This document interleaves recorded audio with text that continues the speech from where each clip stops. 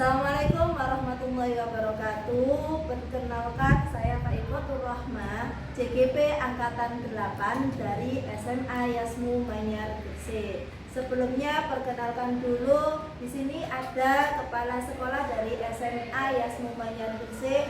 Monggo Ibu untuk diperkenalkan lebih dahulu. Terima kasih Bu Faik selaku calon CGP Angkatan 8. Assalamualaikum warahmatullahi wabarakatuh. Perkenalkanlah, saya Ma'rifah. Jabatan saya sebagai Kepala Sekolah SMA Yasmu Manyar Gresik. Terima kasih Ibu atas perkenalannya. Sebelumnya saya di sini mau mewawancarai Ibu selaku kepala sekolah untuk kegiatan tugas saya sebagai CGP. Ada demonstrasi kontekstual mengenai pengambilan keputusan berbasis nilai-nilai kebajikan sebagai seorang pemimpin. Nanti ada beberapa pertanyaan mengenai beberapa kasus yang sudah dialami oleh Ibu Ma'rifah selaku kepala sekolah. Nanti bisa dijabarkan untuk dalam pengambilan keputusannya seperti apa. Mungkin selama ini Ibu kan mengalami beberapa kasus yang sedang terjadi di lingkungan sekolah. Bagaimana Ibu dapat mengidentifikasi kasus-kasus yang merupakan dilema etika dan rujukan moral? Terima kasih Bu Faik. Dalam lingkungan sekolah memang sekali ada beberapa kasus ya. Tapi kasus itu Ibu tidak memberikan identifikasi secara khusus, namun Ibu itu melihat fakta atau yang terjadi di dalam lingkungan sekolah. Baru kita kalau memang itu ada masalah, itu kita menyimpulkan apa sebabnya dan lain sebagainya untuk mengambil suatu keputusan. Itu aja yang kami lakukan. Oke Ibu. Terus bagaimana Ibu menjalankan pengambilan keputusan di sekolah Ibu, terutama untuk kasus-kasus di mana ada dua kepentingan yang sama-sama benar atau sama-sama mengandung nilai kebajikan?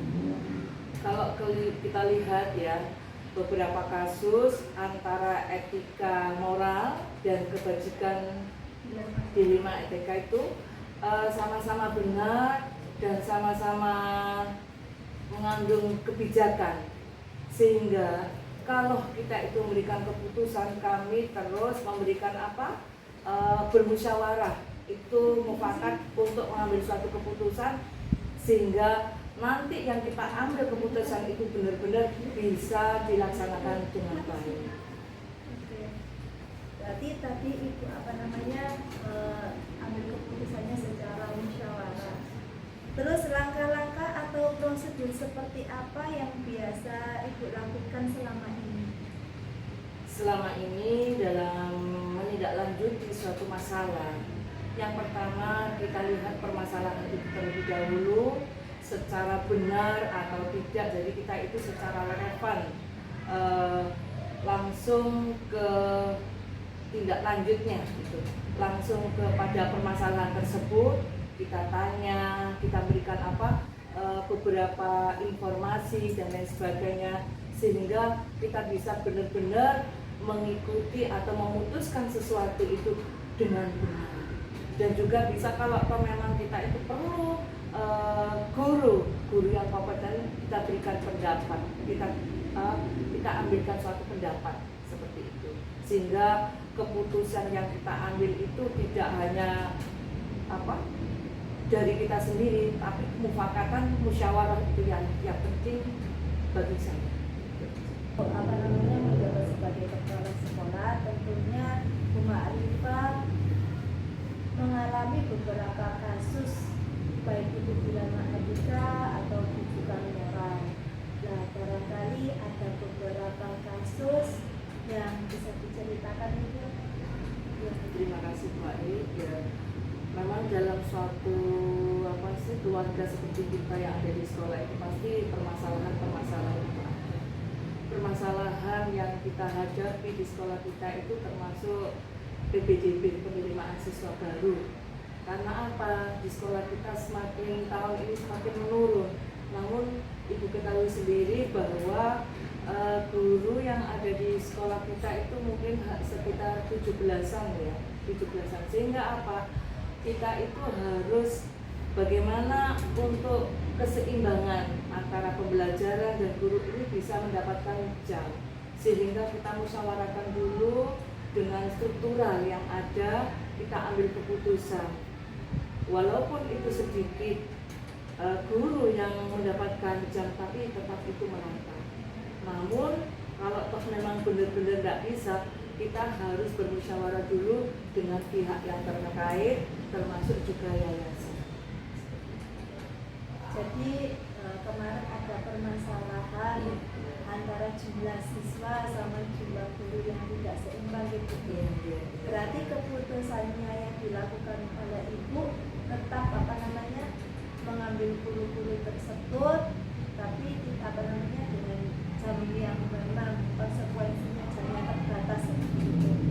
Karena kebetulan yang sedikit jam itu nanti bermasalahnya itu orang-orang yang tidak sertifikasi, sehingga tidak ada permasalahan dengan sertifikasi. Berarti tidak ada permasalahan. Oke. Berarti keputusannya ibu untuk kepentingan bersama juga. Berarti kalau dalam kasus yang ibu alami kira-kira termasuk dilema etika atau rujukan moral? Dilema etika. Karena di situ ada dua kepentingan, Sama-sama harus sejalan, sama-sama baik, sama-sama harus bijak. Terus selain dari kasus yang sudah ibu alami, kira-kira dari kasus-kasus yang lain untuk dalam pengambilan keputusannya menggunakan langkah-langkah yang seperti apa? Dalam suatu permasalahan kita itu melihat apa kasus itu apa dulu, baru kita lihat permasalahannya atau apa dulu, kemudian kita simpulkan langkah-langkahnya itu apa, baru kita nanti kita musyawarahkan bersama dengan guru yang kompeten atau juga kepada yayasan, sehingga terjalin interaksi atau komunikasi antara yang satu dengan yang lain, sehingga keputusan itu benar-benar bisa diterima oleh yang bersangkutan. Terus selanjutnya apa saja yang selama ini merupakan tantangan bagi ibu dalam pengambilan keputusan pada kasus-kasus dilema etika? Di dalam kasus dilema etika itu kadang-kala ada antara guru yang satu dengan yang lain itu ada selisih pendapat antara A dan B atau yang lainnya, sehingga kita itu mendengarkan apa keluh kesah antara A dan B atau guru yang satu dengan yang lain, lalu kita cermati apa yang menjadi permasalahan tersebut, sehingga kita benar-benar untuk mengambil keputusan itu benar-benar nantinya bisa cair atau permasalahan-permasalahan itu bisa menemukan solusi yang terbaik. Itu yang dilakukan. Selanjutnya, untuk hal-hal apa saja yang selama ini ibu anggap efektif dalam pengambilan keputusan pada kasus-kasus dilema etika? Yang ibu lakukan selama ini kalau menghadapi suatu permasalahan itu berpikir secara tenang, secara jernih, kemudian kita itu berkomunikasi secara face to face dari hati ke hati, sehingga kita itu benar-benar mengerti apa yang menjadi permasalahan tersebut, sehingga keputusan kita ambil itu benar-benar efektif dan bisa mengandung nilai-nilai yang baik. Selanjutnya, apakah ibu memiliki sebuah tata cara atau jadwal tertentu dalam sebuah penyelesaian kasus dilema etika? Mohon maaf, untuk selama ini kita tidak ada penjadwalan. Namun kalau ada permasalahan itu kita sikapi secara cermat, secara diselesaikan secara pada saat itu juga, kalau memang harus diselesaikan pada saat itu juga. Namun bila pada saat itu tidak dapat diselesaikan dan kita juga perlu bantuan orang yang lebih dan kita memerlukan bantuan orang yang lebih kompeten tersebut untuk mengambil keputusan sehingga benar-benar keputusan itu menjadi keputusan yang bijaksana. Memang kadang kasus itu kan tidak harus hari ini hari itu. Untuk selanjutnya, apakah ibu memiliki sebuah jadwal tertentu dalam sebuah penyelesaian khusus dilema etika? Apakah ibu langsung menyelesaikannya di tempat atau memiliki sebuah jadwal dalam penyelesaiannya, bentuk atau prosedurnya seperti apa yang ibu jalankan? Dalam menyelesaikan suatu permasalahan kami tidak mempunyai jadwal tertentu ya, tapi khususnya pada saat itu kalau ada permasalahan yang harus diselesaikan pada saat itu juga kami segera untuk menyelesaikan apa permasalahannya sehingga nanti itu benar-benar terselesaikan pada hari itu. Namun bila suatu masalah ini tidak dapat diselesaikan, kita itu harus bermusyawarah dulu, mungkin kita perlu bantuan orang yang berkompeten sehingga kita itu dapat pengalaman atau masukan-masukan dari beliaunya sehingga kami dalam memutuskan sesuatu ini memutuskan dengan bijaksana. Itu aja yang kami lakukan. Berarti ada kalau tidak bisa diselesaikan hal itu juga perlu adanya seseorang penengah gitu ya Bu ya, sebagai yang penengah dianggap lebih berkompeten atau lebih bagus untuk dalam menyelesaikan kasus tersebut. Nah, kira-kira seseorang yang kompeten atau yang selama ini mempermudah ibu dalam membantu pengambilan keputusan dalam kasus-kasus dilema etika itu seperti apa atau siapa? Untuk mempermudah menyelesaikan satu kasus itu kami memerlukan orang-orang yang lebih kompeten seperti komite sekolah atau juga yayasan atau kalau perlu juga guru-guru yang punya pengalaman dalam hal tersebut sehingga dia itu memberikan masukan-masukan yang lebih baik untuk menyelesaikan tersebut. Berarti ada beberapa orang yang bisa membantu untuk ibu dalam pengambilan keputusan. Dari semua hal yang telah disampaikan, pembelajaran apa yang dapat ibu petik dari pengalaman ibu dalam pengambilan keputusan dilema etika? Selama ini kalau menurut saya di dalam untuk menyelesaikan satu permasalahan, kerjasama, kemudian dengan musyawarah dan saling menghargai itulah yang saya ambil dalam suatu permasalahan etika dan juga kebijakan orang. Itu yang saya petik.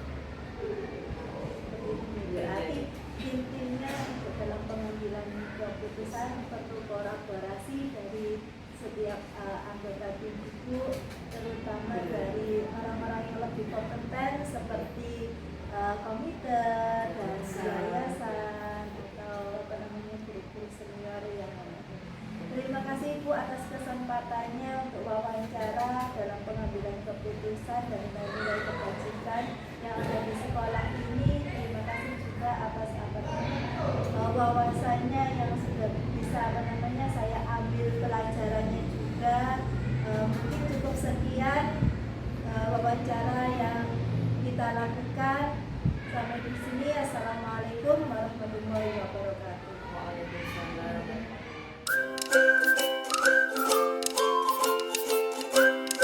Assalamualaikum warahmatullahi wabarakatuh. Waalaikumsalam warahmatullahi wabarakatuh. Perkenalkan, saya Pak Ikotur Rohma, JGP Angkatan 8 dari SMA Yasmu Manyar Gresik. Sebelumnya saya perkenalkan dulu, di sini ada Ibu Kepala SMP Yasmu. Monggo Ibu diperkenalkan dulu. Assalamualaikum warahmatullahi wabarakatuh. Perkenalkan, nama saya Ibu Nurholila Sarjana Agama sebagai Kepala Sekolah SMP Yasmu Manyar. Di sini saya menjabat kepala sekolah sudah hampir 3 tahun. Terima kasih Bu Nurholila.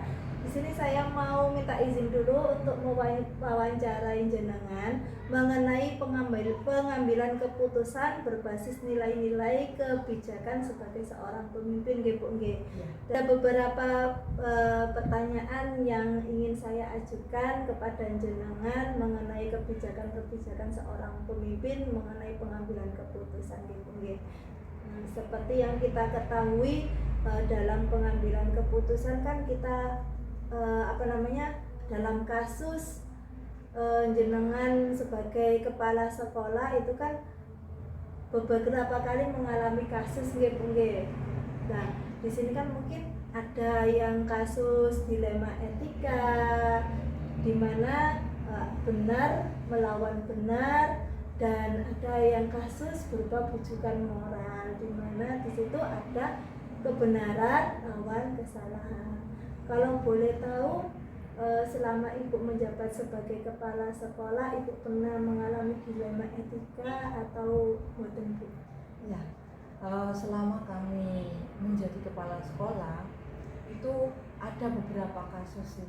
Tapi untuk kasus yang bujukan moral, alhamdulillah kita masih belum ada terjadi di sini. Yang masih sering terjadi di SMP Yasmu ini adalah dilema etika, betul. Dimana di situ sama-sama benar. Jadi kita harus mengambil keputusan mana yang paling solusinya paling tepat untuk melaksanakan itu.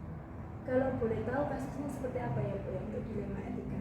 Untuk dilema etika itu kasusnya yang sama-sama benar itu yang terjadi di sini itu anak yang usianya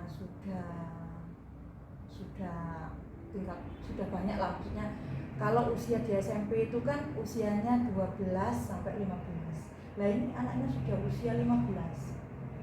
Ketika kenaikan kelas, dia dari beberapa kriteria kenaikan dia tidak masuk ke kriteria kenaikan. Itu adalah bagaimana kita menyikapi anak ini, bagaimana dengan kriteria kelulusan. Ini kan dilema yang sama-sama memang sama-sama baik.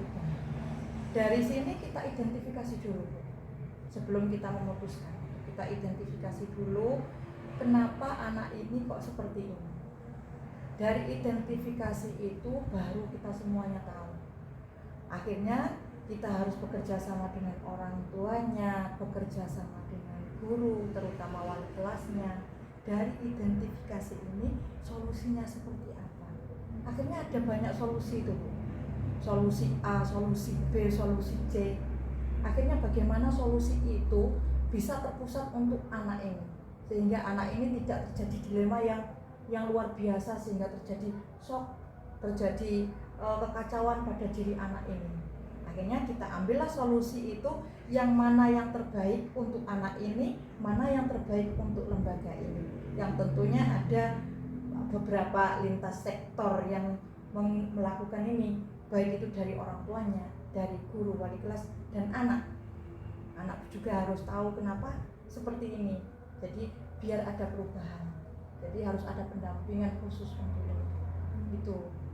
Berarti dengan keputusannya itu dengan musyawarah, mencari solusi yang tepat, dan juga pendapat-pendapat dari orang tua juga tetap kita rangkum bersama-sama, kita rangkul sehingga tidak ada sesuatu yang bisa menjatuhkan satu sama lain, sehingga bisa bareng-bareng untuk melakukan ini. Berarti dengan tadi mengidentifikasi Iya, kasus tersebut melalui bisa dari pihak keluarganya, diidentifikasi dari wali kelasnya, gurunya, jadi beberapa orang yang dilibatkan untuk mengidentifikasi kasus tersebut. Masalahnya apa, sehingga kita tahu masalahnya, baru solusi-solusi itu kita ambil, dan solusi yang masuk ke kita karena musyawarah juga banyak, Bu. Jadi akhirnya harus mengambil satu solusi yang memang benar-benar tepat, dan solusi itu tepat dan disepakati bersama. Itu yang terpenting. Berarti untuk pengambilan keputusannya di mana dua kepentingan yang sama-sama benar, yang mengandung nilai kebajikan itu, jenengan harus pilih salah satu yang menurut jenengan itu, Bukan menurut saya, menurut menurut semuanya, menurut semuanya. dan itu pun akhirnya kebijakan saya ambil dari semuanya itu. dari musyawarah dulu nggih. Kesepakatan. Kesepakatan yang dimana kita harus melihat untuk anak tersebut Betul. bagaimana nggih, untuk anak tersebut bagaimana masa depan, terutama masa Betul, depan betul. anak tersebut. Kita terpusat sama anak, yang terpenting adalah anak. Terus selanjutnya untuk langkah-langkah atau prosedur seperti apa yang biasanya Ibu lakukan selama ini? Langkah-langkah misalkan kalau ada kasus selain itu, atau bagaimana langkah-langkahnya seperti apa? Kalau di SMP itu kan masa puber ya Bu ya, yang sering terjadi itu pembulian dan lain-lainnya kan, itu kadang-kadang juga ada kasus kayak gitu. Itu kita untuk langkah-langkah untuk ketika ada ini yang sudah kita lakukan adalah memasang CCTV Bu. Itu ada beberapa langkah yang untuk dalam pencegahan ini, walaupun kita belum pernah terjadi itu, mudah-mudahan tidak akan terjadi. Itu kita untuk pencegahan adalah langkah-langkah awal untuk itu adalah CCTV. Kalau untuk yang anak ini tadi yang terjadi pada anak yang tidak naik kelas, terus terkendala usianya seperti itu, kalau dia tidak naik kelas nanti di SMA-nya bagaimana dengan usia yang tua kan gitu. Itu langkah-langkahnya kita itu tadi identifikasi dulu, kita cari penyebab permasalahannya seperti apa, baru solusi-solusi yang kita dapat banyak itu baru kita ambil kebijakan dari solusi yang terbaik. Kira-kira hal-hal apa saja yang selama ini Ibu anggap efektif dalam pengambilan keputusan pada kasus-kasus dilema etika?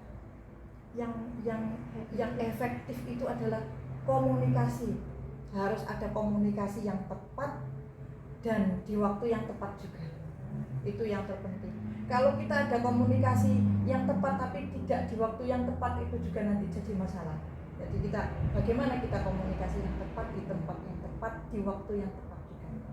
Berarti komunikasi dengan semua pihak yang Betul. terlibat di waktu yang tepat dengan situasi yang tepat juga. Ya. Iya. Oke.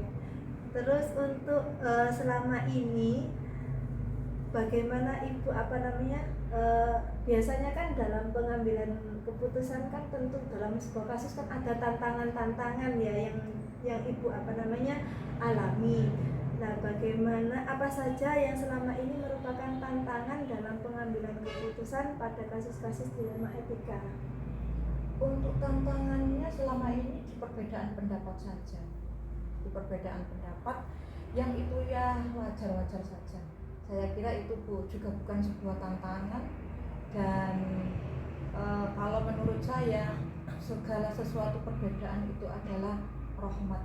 Jadi segala sesuatu perbedaan itu akan memperoleh sesuatu solusi yang terbaik. Jadi saya kalau dianggap tantangan enggak juga sih Bu. Jadi memang ada juga orang yang menganggap itu adalah sebuah tantangan. Kalau saya itu adalah sebuah rahmat.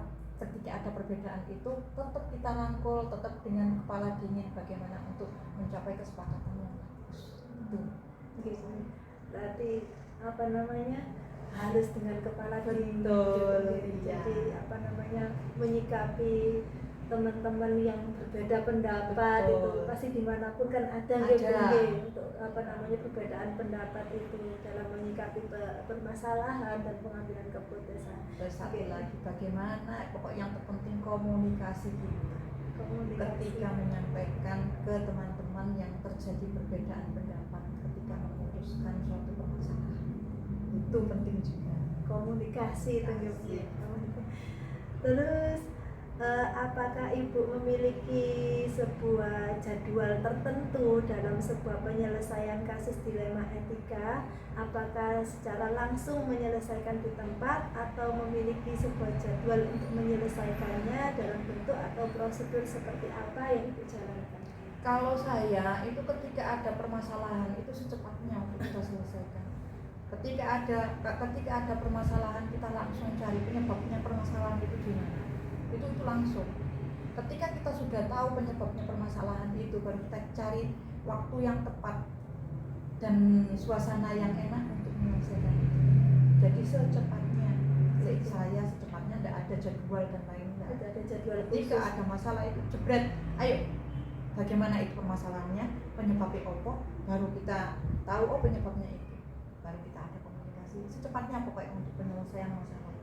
saya tidak ada jadwal. Pokoknya secepatnya.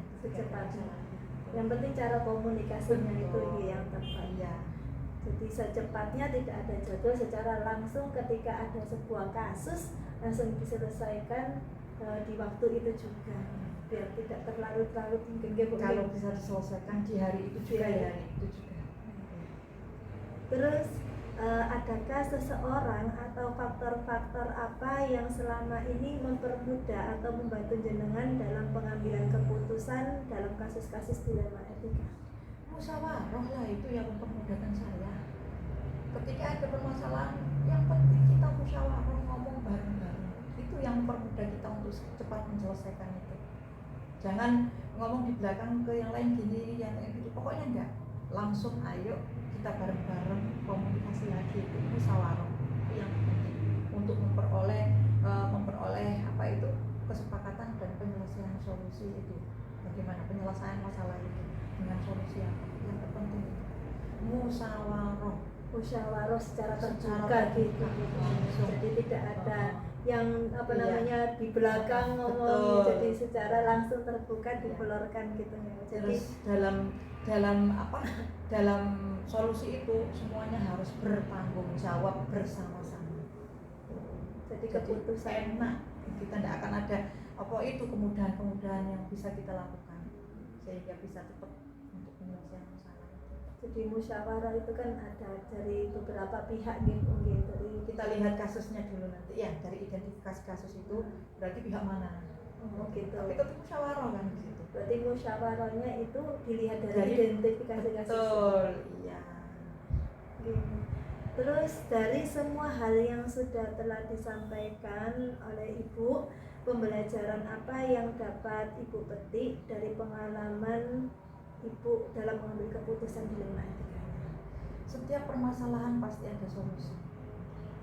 Jadi kalau yang saya petik dari dilema etika, semua orang pasti akan mendapatkan permasalahan, semuanya pasti, mulai dari anak kita, orang tuanya kita, pasti ada permasalahan, dan itu pasti Allah akan kasih solusi yang tepat untuk menyelesaikan itu. Harus ada keyakinan itu. Jadi dari sini hikmah yang bisa saya peroleh dari pembelajaran terjadinya dilema etika, itu dari manusia semuanya pasti ada masalahnya masing-masing sesuai dengan kapasitasnya, dan setiap masalah pasti ada penyelesaian.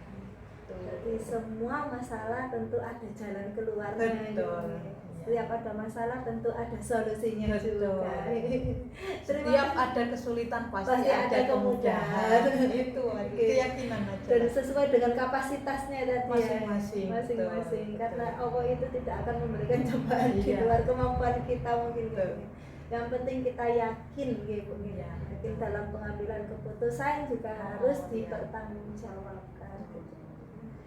Dan ini yang terakhir ya, sudah apa belum? Nggih, monggo. Yang terakhir ini saya berterima kasih sekali sama Bu Faik, yang dimana di Yayasan Alimin Mu'alimat ini ada satu orang yang mau menjadi guru penggerak yang begitu sulitnya ketika untuk memperoleh pendidikan di penggerak ini ya kan, tapi itu nantinya akan memperoleh manfaat yang luar biasa, terutama di lembaga SMA yang jenengan tempati, pada umumnya di Yayasan Mu'alimin Mu'alimat.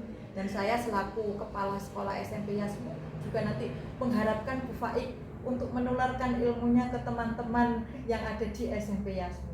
Mudah-mudahan yang jenengan lakukan bisa bermanfaat untuk orang banyak. Terima kasih juga Iya. Bu atas dukungannya. Ya, Semua sangat luar biasa sekali dukungan jenengan. Terima kasih juga atas kesempatannya untuk wawancara Sama-sama. dengan jenengan. Jadi waktu jenengan juga untuk kegiatan wawancara ini. Terima kasih sebanyak-banyaknya. Apabila ada salah-salah kata, mohon maaf yang sebesar-besarnya. Assalamualaikum warahmatullahi wabarakatuh. Waalaikumsalam warahmatullahi wabarakatuh. Semangat untuk Terus,